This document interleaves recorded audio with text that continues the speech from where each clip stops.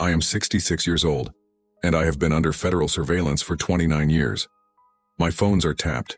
My emails are monitored. I cannot travel outside Washington state without notifying my assigned handler at a government agency that officially doesn't exist.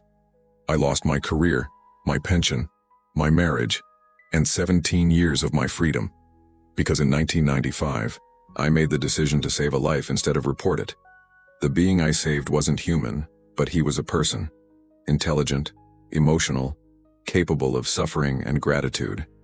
And the moment I chose to treat his injuries instead of calling my supervisors, I became a national security threat. Not because I had done something dangerous, because I had seen something the federal government has spent billions of dollars in 70 years ensuring the American public never confirms. That the species you call Bigfoot is real, is endangered, is intelligent enough to qualify for personhood under international law, and has been secretly monitored, studied, and controlled by a classified program that makes Area 51 look like a tourist attraction. What I'm about to tell you will sound like paranoid conspiracy theory. I wish it were. But I spent 6 years in federal detention, have lived under house arrest since 2001, and have had 3 accidents that weren't accidents at all. They let me live because dead whistleblowers create martyrs.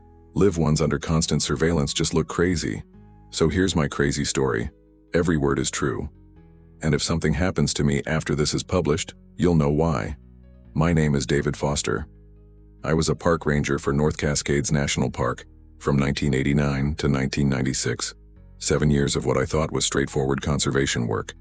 Manage trails, monitor wildlife, help tourists, enforce regulations. I loved the job, loved the isolation, loved being surrounded by some of the most pristine wilderness left in the continental United States. I thought I knew those mountains.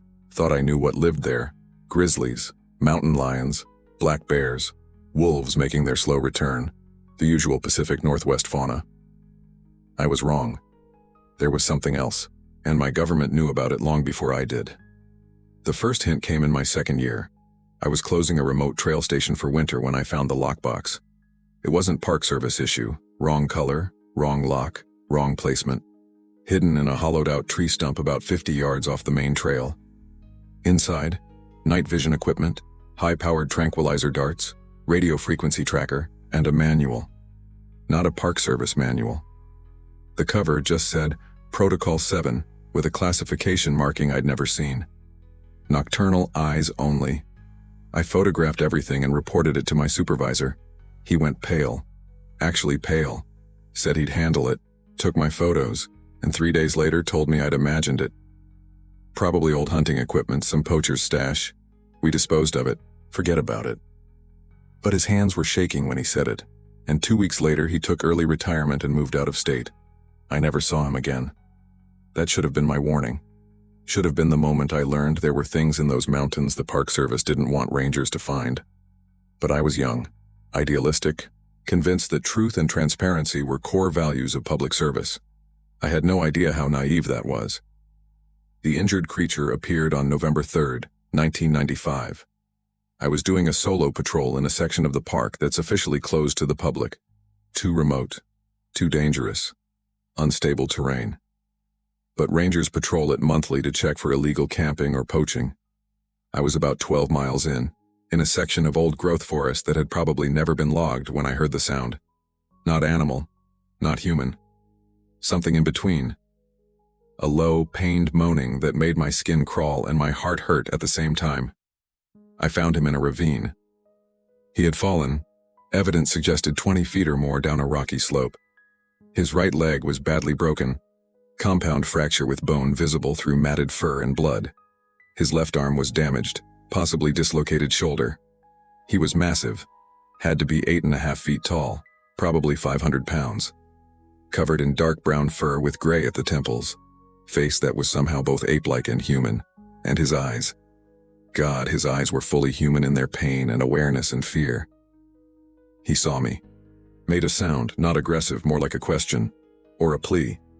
He was asking for help. I could see it in his eyes, in his body language. He knew he was badly hurt. Knew he couldn't climb out of that ravine alone.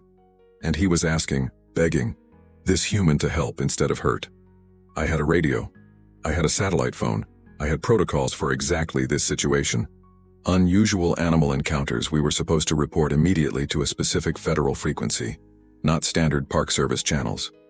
I'd been given that frequency on my first day, told it was for national security situations, never questioned it because I assumed it was for terrorist activity or something rational. But looking at this being in agony, bleeding and broken at the bottom of a ravine, I made a split-second decision that would destroy my life. I turned off my radio, pulled my medical kit, and climbed down to help him. The moment my boots touched the ravine floor, his eyes locked onto mine. There was intelligence there. Real, unmistakable intelligence. He wasn't just aware he was hurt. He understood I was making a choice, that I could help or hurt, that I was choosing help. And in his eyes I saw something I'll never forget. Hope mixed with centuries of learned distrust. "I'm going to help you," I said quietly, slowly approaching with my hands visible. "I'm not going to hurt you, I promise." He didn't understand my words, but he understood my tone, my body language, my intention. He stayed still, an act of incredible bravery given his injuries and instinctive fear of humans. Let me approach. Let me kneel beside him. Let me touch his broken leg to assess the damage. The fracture was bad, really bad. Without proper treatment, infection would set in. He'd die slowly and painfully in this ravine. But I had field medicine training, had set bones on injured hikers, had the equipment in my kit. I could stabilize him, get him somewhere safe, treat him properly, give him a chance to heal. So that's what I did. Over the next 2 hours, while the afternoon light faded to dusk in that ravine, I set a broken leg on a creature that wasn't supposed to exist, used my entire supply of morphine to manage his pain, splinted the fracture with strips of metal from my pack frame, cleaned and bandaged the wounds, reduced his dislocated shoulder, which required his cooperation as he had to relax the muscles for me to manipulate the joint back into place, which he did, because he trusted me, because he understood I was trying to help. When I finished, the sun was setting. He couldn't climb out with his injuries. I couldn't carry him. He outweighed me by 300 pounds. But there was a cave system nearby I knew from previous patrols. Dry, hidden, defensible. I could help him get there, could bring him food and supplies, could treat him until he healed enough to return to wherever he came from. It took 3 hours to get him to the cave. Slow, agonizing progress with him leaning his considerable weight on me, both of us stumbling in the dark. But we made it. Got him settled on the driest part of the cave floor. I used my emergency blanket for warmth. Left him my water. Promised I'd be back the next day with food and medicine. He made a sound as I left, low and rumbling. Not words. But I understood. Thank you. I hiked out that night by headlamp, got back to my station at 2 a.m. and started cataloging what I'd need. More medical supplies, food, blankets, antibiotics, pain medication.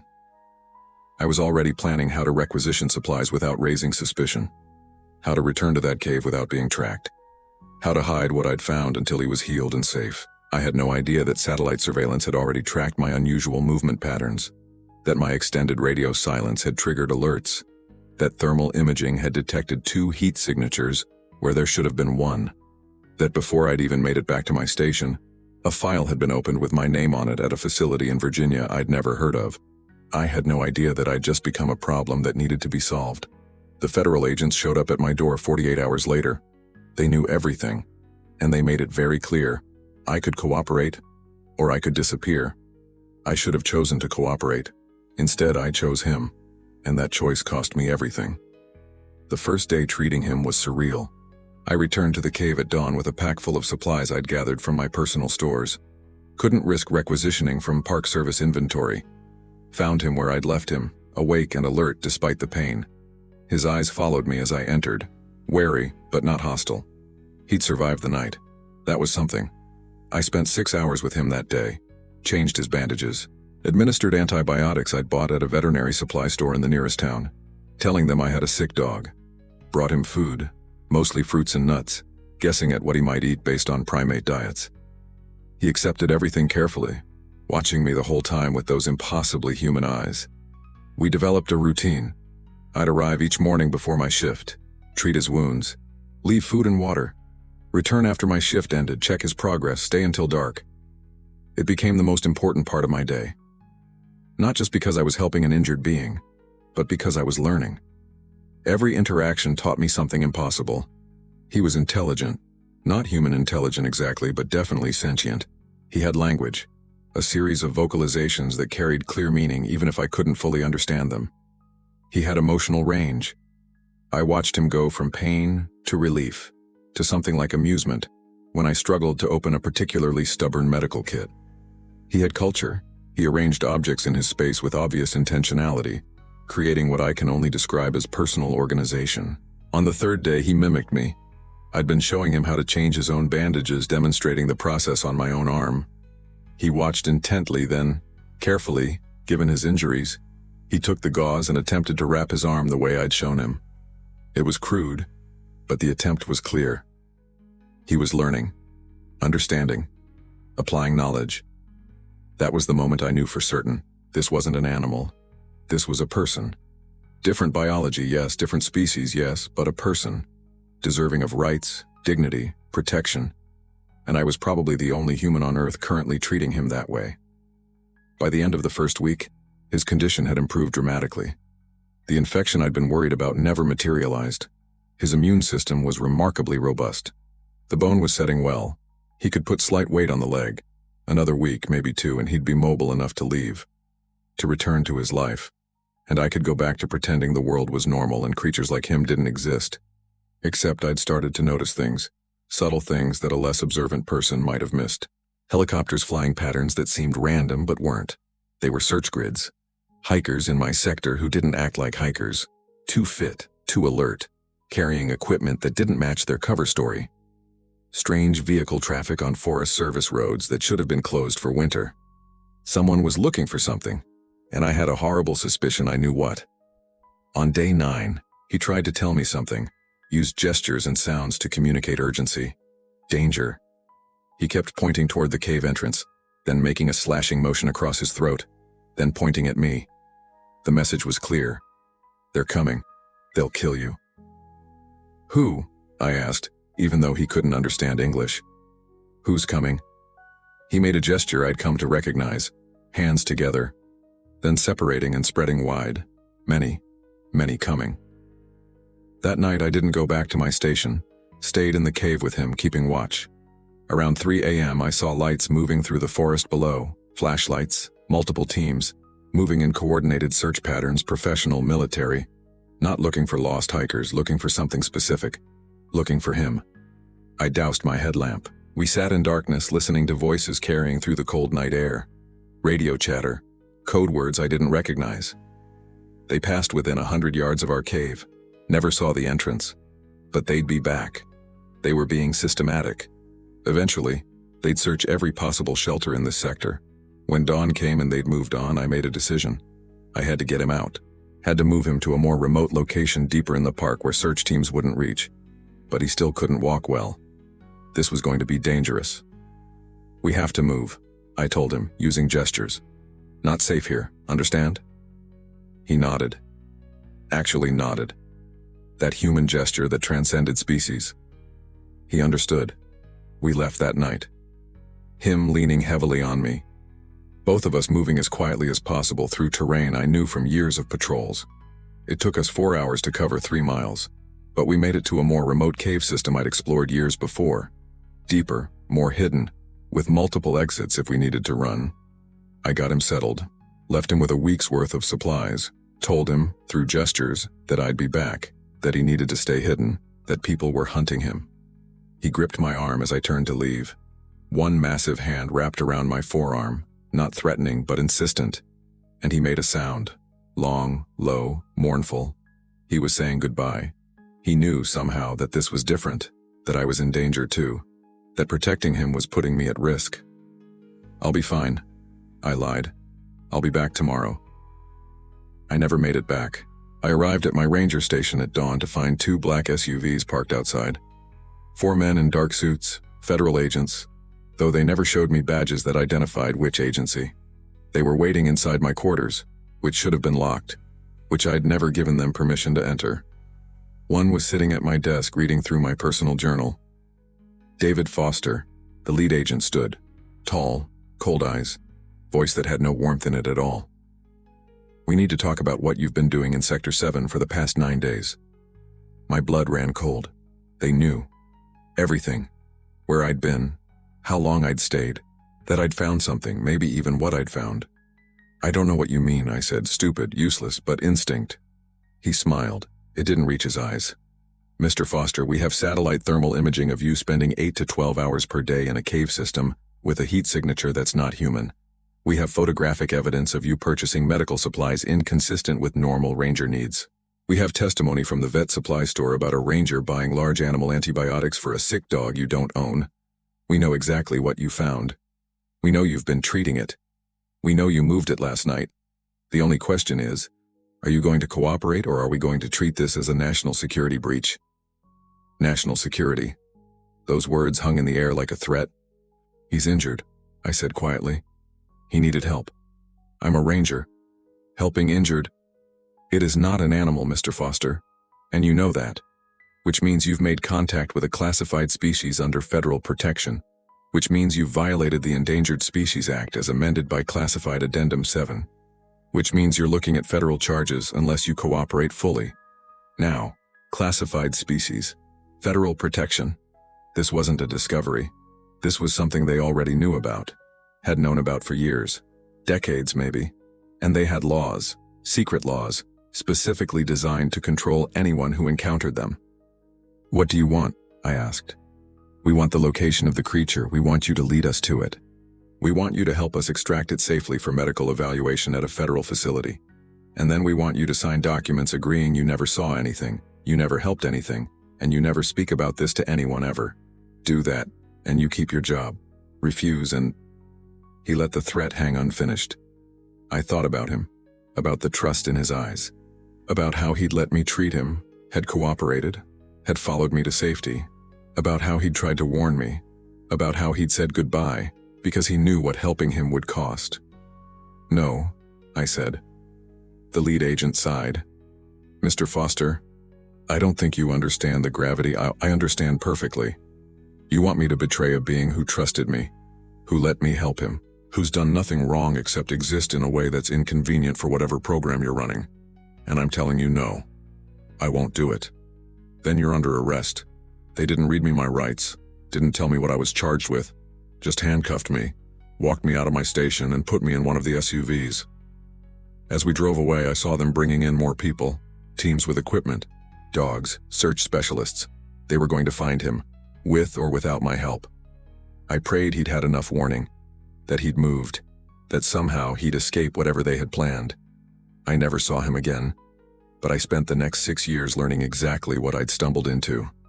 And it was so much worse than I'd imagined. They didn't take me to a jail, didn't take me to a courthouse, took me to a facility that officially doesn't exist, a research center hidden in the Cascade foothills, buried so deep in classified programs that even my lawyer, when I was finally allowed to have one 3 weeks later, couldn't find it in any government database. I was held in what they called protective custody. Protective, as if they were doing me a favor. Really, I was in a cell. Clean, relatively comfortable, but unmistakably a cell. No windows, no communication with the outside world. Guards who wouldn't speak to me. And every day, interrogations. They wanted to know everything. Every detail of my encounter with him. How I'd found him. How he'd communicated. What he'd shown me. What I'd learned. They recorded everything, took notes, cross-referenced my statements against some database I wasn't allowed to see. And slowly, through their questions, I began to understand what I'd become part of. Project Nocturnal, that's what they called it. Established in 1952, after multiple military personnel reported encounters with large bipedal creatures during training exercises in the Pacific Northwest. Initially dismissed as bear sightings, then in 1957 a creature was captured. Killed actually by soldiers who panicked, and when scientists examined the body, they found something impossible. A species of great ape that existed nowhere in the fossil record, that should have been extinct but was alive. That was genetically distinct enough to warrant classification as a separate genus. The government had a decision to make. Announce the discovery, or hide it. They chose to hide it. The reasoning, as it was explained to me by the lead scientist assigned to my case, was simple. If we announce a previously unknown great ape species exists in North America, every wilderness area becomes a circus. Hunters want trophies. Scientists want specimens. Activists want protection. The habitat becomes overrun. The species gets driven to extinction within a decade. The only way to protect them was secrecy. So they created Project Nocturnal, classified monitoring of a species the public wasn't allowed to know existed. Satellite surveillance of their territories, genetic sampling, population counts, protection protocols, and above all, information suppression. Anyone who encountered the creatures was found, interviewed, and silenced. Usually with money and NDAs. Sometimes with threats. Rarely with what they called permanent protective custody. Which is what I was in. "You're different, Mr. Foster," Dr. Sarah Chen told me during one interrogation. She was the lead biologist on the project, had been studying the species for 15 years. Most people who encounter them either don't realize what they've seen, or they're easily convinced to stay quiet. But you treated one, formed a bond, moved it to protect it. You demonstrated exactly the kind of compassionate response that threatens the entire protection paradigm. "How is compassion a threat?" I asked. "Because if people know these creatures are intelligent, are suffering, need help, they'll demand action, demand habitat protection, demand endangered species status, demand congressional oversight. And the moment this becomes public, the moment it becomes political, our ability to protect them collapses. They become pawns in culture wars. Their habitat becomes battleground between development and conservation. They become either martyrs or targets depending on which political tribe you belong to. Secrecy is the only thing that's kept them alive this long." I understood the logic, hated it, but understood it. "What about the one I helped? Did you find him?" She hesitated, then, "Yes, we tracked him. He was aggressive when we tried to approach. We had to sedate him. He's at our medical facility now. We're treating his injuries properly." "You mean you're studying him?" "We're doing both, Mr. Foster. Try to understand, this is a critically endangered species. Global population estimated at fewer than 500 individuals. Every data point we can gather increases our ability to protect them. This individual's DNA, his health markers, his behavior patterns, all of it helps us understand threats to the species, helps us design better protection protocols. He's not a data point, he's a person. He's a creature. He's a person," I said again, louder. "He has language. He has culture. He has emotional capacity. He understood I was helping him and trusted me. That's not instinct. That's personhood, and you're treating him like a lab animal." Dr. Chen looked at me for a long moment. "Even if I agreed with you, and I'm not saying I do, what would you have us do? Announce to the world that a species of intelligent great ape exists in North America? Watch them get hunted to extinction within 5 years. Watch their habitat get destroyed by development because politicians care more about jobs than conservation? This isn't ideal, Mr. Foster, but it's the only way they survive."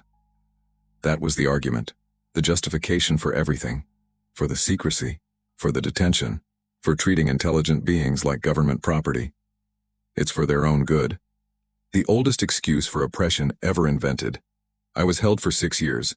No trial, no formal charges, just protective custody under provisions of national security law that were themselves classified. My family was told I was working on a sensitive federal project and couldn't be contacted. My position at the Park Service was quietly eliminated. Budget cuts, they said. My pension was frozen. I ceased to exist in any official capacity except as a problem to be managed. During those 6 years, I was allowed limited access to Project Nocturnal research.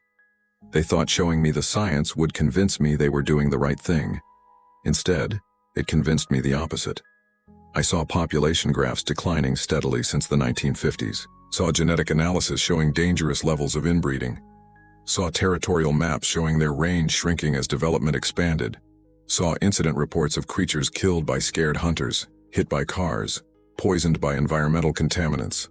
They were dying, not quickly but steadily, and the government's solution was to monitor it, document it, study it, all in secret, where no one could demand action, could mobilize resources, could fight for their survival. You're watching them go extinct, I told Dr. Chen during one of our last conversations. You're collecting data on an extinction event you refuse to prevent because preventing it would require revealing they exist.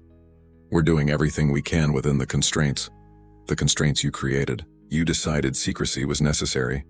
You decided the public couldn't be trusted. You decided to control information instead of mobilizing resources. And now you're trapped in your own logic. Can't reveal them without admitting decades of cover-up. Can't save them without revealing them, so you just watch and take notes and call it protection. She didn't disagree, just looked sad. What would you do differently? Tell the truth, let people know. Yes, it'll be messy. Yes, there'll be exploitation and politics and all the ugly things humans do. But there'll also be people who care, who'll fight for them, who'll demand habitat protection and enforcement and resources. Right now, you've got maybe 50 scientists trying to save a species in secret. Imagine if you had 50,000 people demanding their protection publicly. Imagine if environmental organizations could sue for their habitat. Imagine if killing one was prosecuted as the murder of an intelligent being. The current system is failing. Maybe chaos is better than managed extinction. 2 weeks later, I was released. Not freed, released under terms that made me a prisoner for life. I signed documents I wasn't allowed to read, agreeing to conditions I wasn't allowed to question. I was given a house, government-owned, in a small town in Washington. Given a job, government-assigned, at a local library. Given a handler who I had to check in with weekly. And told in explicit terms that if I ever spoke about what I knew, I would disappear permanently. "We're giving you a life, Mr. Foster," the lead agent told me on my release day. "Most people in your situation don't get that. Don't make us regret this decision. I've lived under surveillance for 29 years now. Every phone call recorded, every email read, every movement tracked. I can't leave the state. Can't speak to media.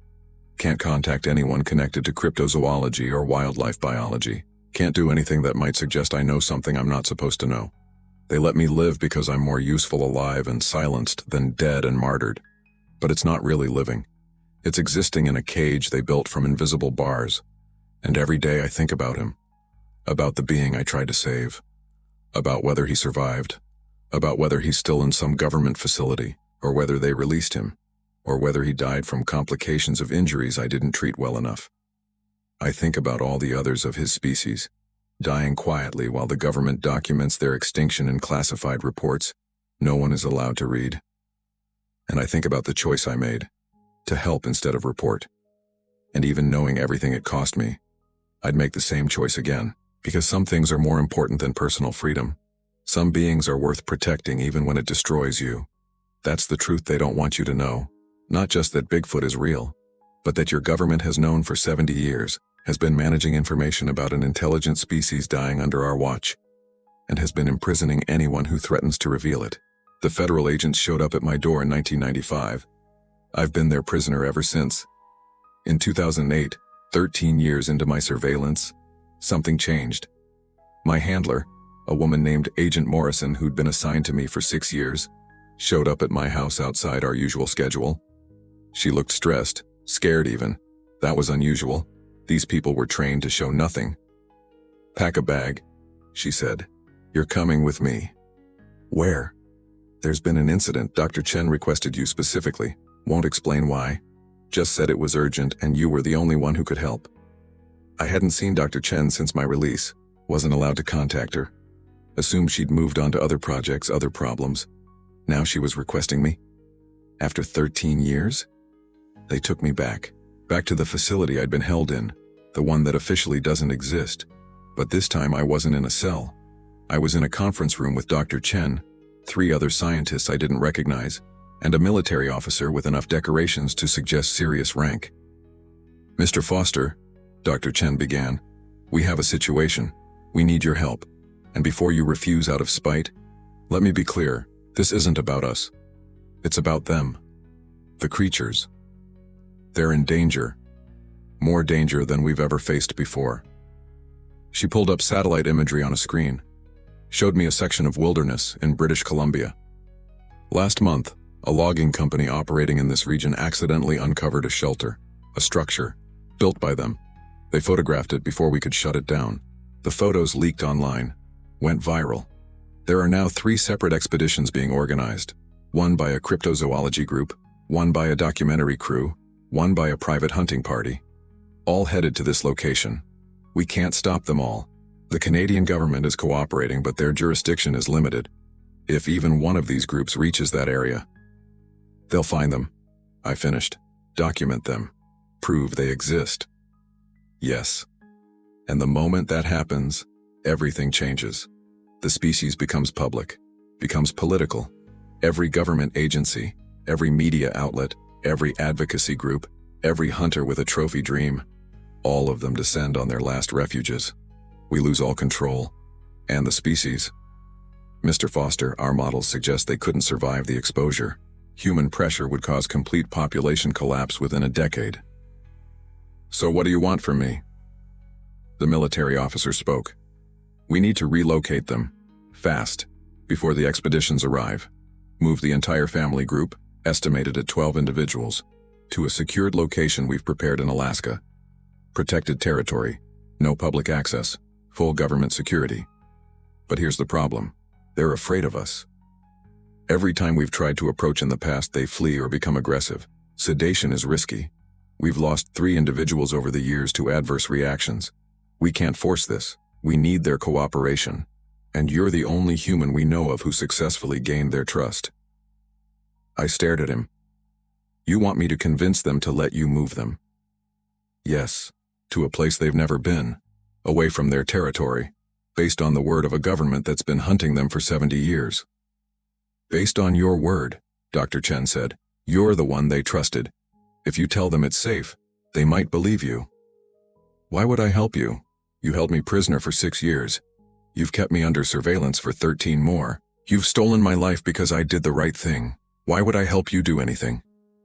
Dr. Chen pulled up another image, and my heart stopped. It was him, the one I'd treated.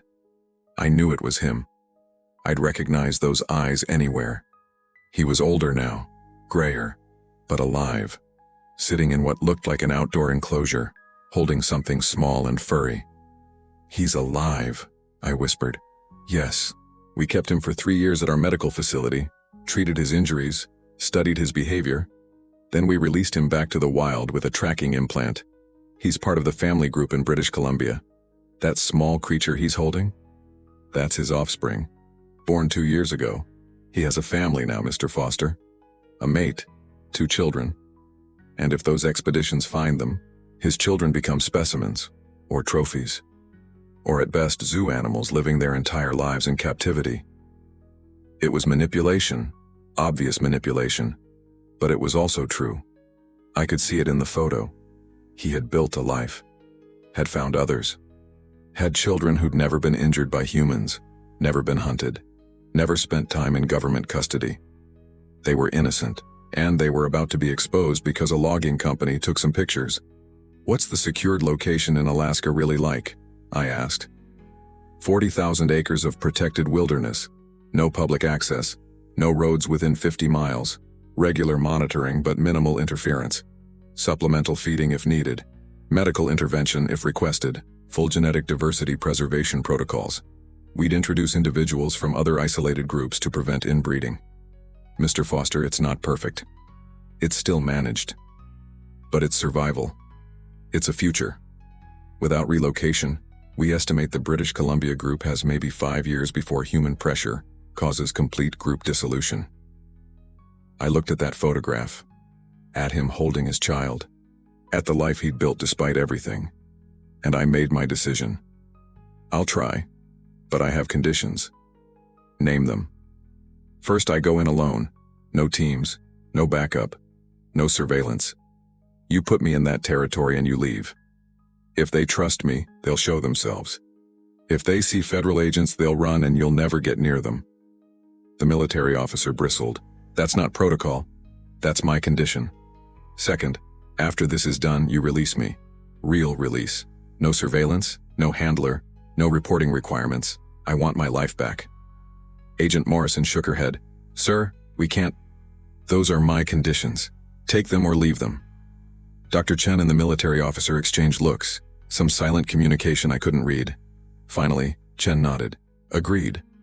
You help us relocate them safely. We'll release you from surveillance. Full release, clean record, you'll be free. I didn't trust them. Didn't believe for a second they'd actually let me go. But I believed the creatures were in danger. Believed he was in danger, and I owed him. Owed him everything. He'd trusted me when he shouldn't have.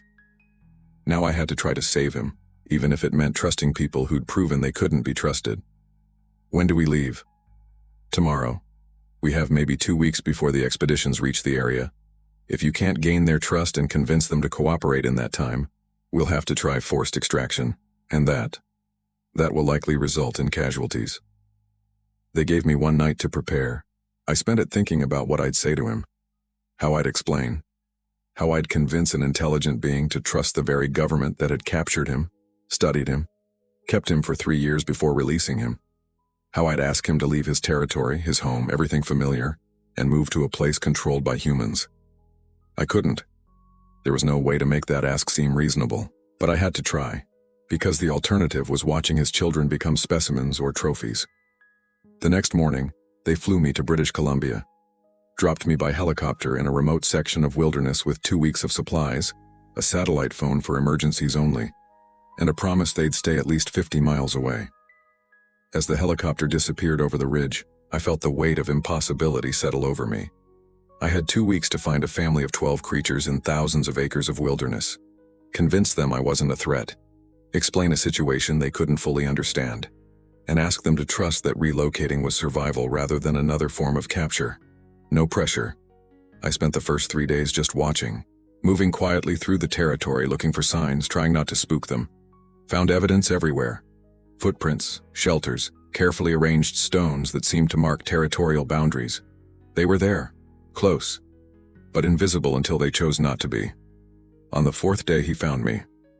I was camped by a small creek boiling water for coffee when I felt the now familiar sensation of being watched. I turned slowly, hands visible, non-threatening. And there he was, standing at the edge of the tree line, exactly as I remembered, but older, wiser, more cautious. His eyes met mine, and I saw recognition, surprise, and then something that broke my heart. Fear. Not of me personally, but of what my presence meant. Humans had found them again. The running would have to start again. "I'm not here to hunt you," I said quietly. "I need to talk. Please. It's important." He didn't approach, just watched. I could see him calculating, trust the one human who'd helped him before, or assume that even I had betrayed him now. I wouldn't have blamed him if he ran. Instead, he made a sound, a call, and within minutes, others appeared. His mate, smaller, lighter colored. 2 young ones. Adolescents now, not babies. And others. A family group. All of them watching me with those intelligent, wary eyes. I spent the next hour using every gesture, every method of communication I developed with him 13 years ago, trying to explain. Showed them pictures on a tablet I'd brought. The expeditions being organized. The hunters with guns. The documentary crews with cameras. The danger approaching. Then showed them the Alaska Territory. Protected. Isolated. Safe. They understood. I could see it in their faces, in their body language. They understood that humans had found them again, that danger was coming, that I was offering an alternative. But understanding the offer didn't mean accepting it. His mate made gestures, sharp, angry. She was saying no, saying this was their home. Why should they run? Why should they trust humans who'd hunted them for generations? She pointed at him, at the scar on his shoulder, where the bullet had hit him 13 years ago. She was saying, "You trusted him before and look what happened." He touched her arm, made calming sounds, then approached me alone, leaving his family at a safe distance. When he was close enough, he did something that stunned me. He spoke, not in English. His vocal cords couldn't form human words, but in a series of complex vocalizations that were unmistakably language. Complex questions I couldn't fully understand but could feel the weight of. Why should we trust you? Why should we trust them? What guarantee do we have? What happens to us if we go? I couldn't answer those questions, not honestly. I couldn't guarantee their safety, Couldn't promise the government wouldn't study them or restrict them or treat them like property. Couldn't swear that Alaska wouldn't eventually be compromised too, that they wouldn't have to run again, that relocation was anything more than delaying extinction by a few more years. All I could do was tell the truth as I saw it. If you stay, the hunters will find you. Your children will die or be captured. If you go, maybe you survive a little longer. Maybe you get a few more years of peace. Maybe your children get to grow up. It's not a good choice. It's just the only choice that keeps them alive. He stared at me for a long time. Then he turned and went back to his family. They communicated. Those complex vocalizations, those gestures, that body language. They were discussing it, debating, making a collective decision the way intelligent beings do. It took 3 days. 3 days of them discussing, deliberating, testing me. They'd approach, ask questions through gestures, retreat to talk among themselves. I stayed calm, patient, available but not pushy. Let them take all the time they needed. Finally, on day 7, they made their decision. He approached with his entire family, and through gestures he told me, "We'll go. But you come with us. You, not them. You promise to stay, to make sure they keep their promises. You be our..." What? Advocate? Guardian? I don't know the word. But you stay. That's our condition. I hadn't expected that. Hadn't prepared for that demand. I can't. I'm not part of the program. They won't let me. He cut me off with a sharp gesture. Then we don't go. You stay, we go. You leave, we stay. That is our answer. I called Dr. Chen on the satellite phone, explained the situation, heard the frustration in her voice. "Mr. Foster, that's not possible. You're not trained. You're not cleared for that level of access. You can't just live in a protected facility indefinitely." Then they don't come. And in a week, those expeditions arrive, and you lose control of the entire situation. Your choice. Silence on the line. Then, "I'll have to escalate this. Call you back in 4 hours." Those 4 hours were the longest of my life. I sat with his family, watching them watch me. All of us waiting to find out if trust was possible or if this was just another betrayal in a long history of betrayals. When Dr. Chen called back, her voice was tight. "You've been approved. You'll live on site in Alaska. Serve as liaison between the creatures and the research team. Salary, benefits, all standard. But Mr. Foster, understand? You're not free. You're just trading one form of custody for another. I understand as long as I'm there with them. That's all that matters." The relocation took 2 weeks. Teams came in, carefully, quietly, with me mediating every interaction. Sedation for transport, but mild. I rode with them, stayed conscious so they could see me, so they knew I hadn't abandoned them. The whole journey, he kept his eyes on me, making sure, checking, trusting but verifying. The Alaska facility was real, as promised. 40,000 acres. Beautiful, remote. As close to freedom as a prison can be. We released them together, me and the federal teams. Watched them explore their new home. Watched the young ones play in territory that had never seen humans. Watched his mate grudgingly acknowledge that it was at least safe. That was 17 years ago. I've lived here ever since, in a small cabin on the edge of their territory, monitoring them, protecting them, serving as the bridge between them and the humans who study them. It's not freedom, but it's purpose. And they're still alive.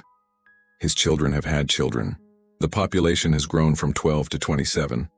They're not thriving exactly, but they're surviving. 2 years ago, Dr. Chen retired. Before she left, she visited me one last time. "You were right," she said, "about the system being broken, about secrecy causing more harm than good. But I don't know how to fix it. Don't know how to reveal them without destroying them. Maybe there is no good answer," I said. "Maybe we just do the best we can and accept that it's not enough." Last month, I received notice that the program is being restructured. Budget cuts, consolidation. The Alaska facility might be closed. They might move the creatures again. Or maybe release them and hope they can survive in an increasingly hostile world. Or maybe, and this is what I'm afraid of, they'll decide the population is sustainable and start allowing controlled research. Which is code for invasive procedures. Captivity. Everything we promised would never happen. I'm 66 now. Sick. My time here is ending. And I don't know what happens to them after I'm gone. I'm writing this testimony to be published after my death. breaking every NDA I signed, violating every term of my custody. Because someone needs to know. Someone needs to understand what was done in the name of protection, how the government has managed an intelligent species like property for 70 years, how I became part of that system even as I tried to resist it. The federal agents showed up at my door in 1995. I thought that was the beginning. I was wrong. It was just the moment I became visible in a system that had been running for decades. A system that treats sentient beings as classified assets, that imprisons humans who show compassion, that chooses control over freedom, secrecy over truth, managed extinction over public awareness. I saved one life in 1995, and it cost me everything: my career, my freedom, my family, 29 years of my life spent as either prisoner or guardian, never fully free, never fully trusted, always watched, always controlled. Was it worth it? I look at his grandchildren playing in the Alaska wilderness, playing in a territory that exists only because I agreed to give up my freedom to secure theirs. And I think, yes, it was worth it. But it shouldn't have been necessary. There should have been another way. A way that didn't require me to sacrifice everything. A way that didn't treat intelligent beings like government secrets. This is my testimony, my confession, my warning. They exist.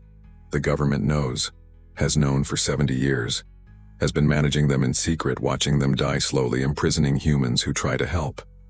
And when I'm gone, when this is published, they'll probably intensify the cover-up, discredit me, say I was mentally ill, say this is fiction, say anything to maintain the secret. But you'll know. And knowing is the first step to demanding change, to forcing transparency, to making them answer for treating sentient beings like classified property. I found an injured Bigfoot in 1995. I treated him, I protected him, and federal agents destroyed my life for it. But he's still alive. His family is still alive. And for 29 years of imprisonment, surveillance, and captivity, that has to be enough. Because some things are worth sacrificing everything for. Some beings are worth protecting even when protecting them destroys you. That's my truth. That's my testimony. And they can't silence me anymore.